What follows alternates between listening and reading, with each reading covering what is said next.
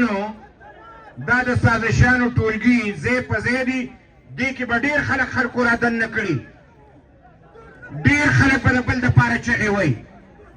مونږ هغه خلک یو چې د سر نه پې تېر شوي یو نن هم په میدان ولاړ یو سر نه پې تېرېږو نه یېرېږو نه په شا کېږو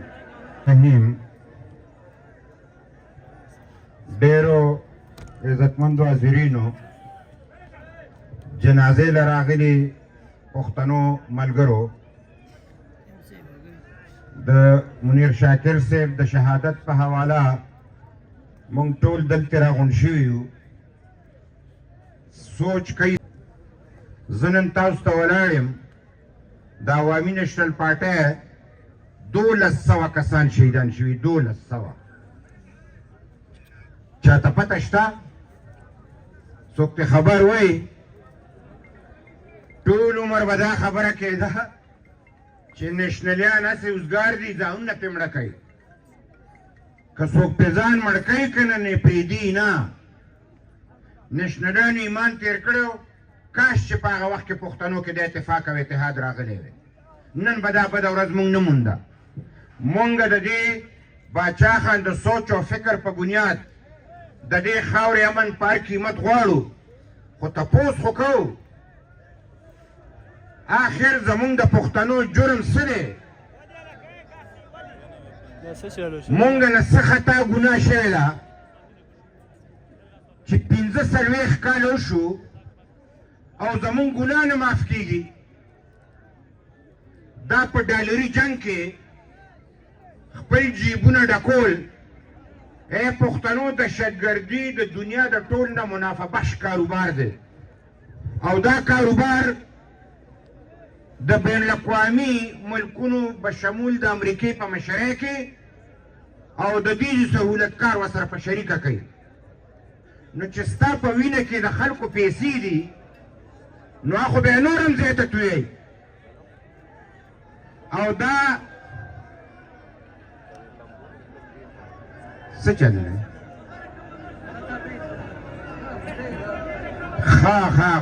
خدای به خیر کړي تر اوسه مې اورېدلو لږ غوته غوت شي اوسه ولې هم در باندې تپادي ده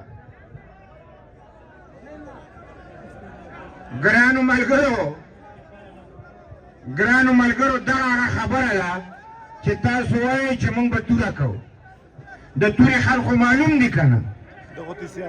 یو منټ پرېږده دا د سازشیانو ټولګي ځای په ځای دي دې کې به ډېر خلک خلکو را دننه کړي ډېر خلک به د بل دپاره چغې وایي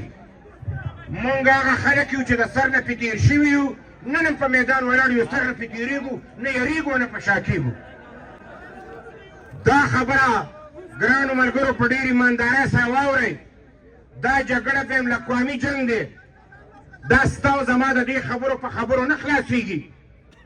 دا صرف په ډرامه بازۍ نه خلاصېږي دا چې کوم دلته جنګ روان دی د هغې شاته ډېر غټ غټ خلک دي او دا چې نن زمونږ شهید دلته پروت دی دا به هغه په یو تقریر کې تاسو ته دی یو ته په تقریر دی داسې نه چې ګینې هغه ویلي نه دي ګرانو ملګرو دلته نن په ټوله پښتونخوا په بلوچ بیلټ کې اور بل دی ولې په دې پاکستان کې پنجاب او سند نشته آیا دا خیر دا زور صرف دلته راغلی دی دا ګرانو دا په دې بنیاد راغلی چې تاسو او مونږ به ولي او مونږ به دغه رنګ د یو بل خپې راکاږو او دا جنازې به اوچتو زما ځای به خالي شي او زما مدنیات به دوی ته پاتې شي زما دولت به دوی ته پاتې شي دا د هغې ورځې لپاره دی لګیا دي نه د امریکې سازش منو نه د پاکستان د حکمران سازش منو نه د ریاست سازش منو نه د صوبایي حکومت سازش منو نه د مرکز سازش منو دا د پښتون قوم او د بلوچ د قوم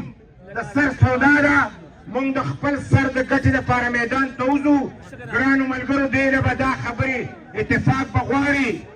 اتحاد به غواړي په یره باندې نه کېږي او کوم سړی چې یریږي هغه بار وخت مري کوم سړی چې نه یریږي دا به یو ځل مري او د غیرت یو ځل مرګ هم قبول دی ګرانو ملګرو دا دلته چې اوس روان دي دا بل جنګ د امریکې په خواهش د دې ځینه روان دی افغانستان سره تیار دی پښتنو په دوو جنګونو کې سر ورکو دریم جنګ دپاره موږ پښتانه تیارئ زموږ وینه دویم زموږ په سر پیسې ګټي ګرانو ملګرو په دې باندې موږ خبره کوو موږ وایو حکمرانانو ته وایو ستا پالیسي غلطه ده